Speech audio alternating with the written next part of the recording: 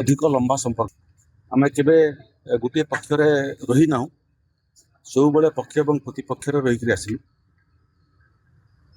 ଏବଂ 2009, 2014, 2019 ତିନିଟା ନିର୍ବାଚନରେ ଲଗାତାର ଭଟଲି ନିର୍ବାଚନ ମଣ୍ଡଳୀରୁ ବିଜୟ ହୋଇକରି ବିଧାନସଭାକୁ ଆସୁଥିଲି ଏବଂ ମନ୍ତ୍ରୀ ହେବାର ସୌଭାଗ୍ୟ ମଧ୍ୟ ଅର୍ଜନ କରିଥିଲି।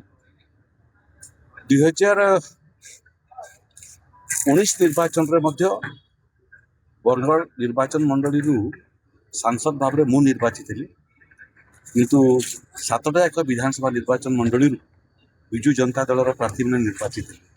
ସେ ଭିତରୁ ସୁଶାନ୍ତ ସିଂ ଅନ୍ୟତମ ଏବଂ ମନ୍ତ୍ରୀ ମଧ୍ୟ। କିନ୍ତୁ ପକ୍ଷ ପ୍ରତିପକ୍ଷ ହେଲେ ମଧ୍ୟ, ବିଚାରଧାରା ପରସ୍ପର ବିରୋଧୀ ହେଲେ ମଧ୍ୟ ବିରୋଧାଭାସ ଭିତରେ ଯେଉଁ ମିତ୍ରତା, ସେ ମିତ୍ରତା କାରଣରୁ ସୁଶାନ୍ତ ସିଂଙ୍କୁ ଅତି ନିକଟରୁ ଦେଖିବାର ସୁଯୋଗ ମୋତେ ମିଳିଛି।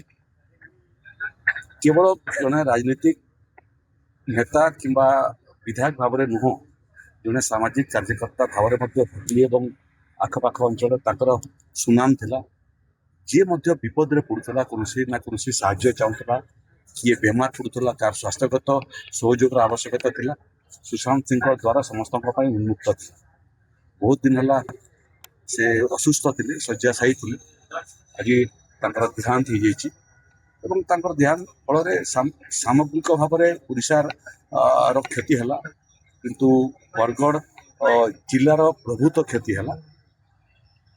ଆମେ ତାଙ୍କର ଅମର ଆତ୍ମାର ସଦ୍ଗତି କାମନା କରୁଛୁ ଏବଂ ତାଙ୍କ ଭାଇ ଏବଂ ପରିଜନ, ସେମାନଙ୍କୁ ମହାପ୍ରଭୁ ଜଗନ୍ନାଥ ପର୍ଯ୍ୟାପ୍ତ ଶକ୍ତି ସାମର୍ଥ୍ୟ ଦିଅନ୍ତୁ ଏ ଦାରୁଣ ଦୁଃଖକୁ ସାମ୍ନା କରିବା ପାଇଁ।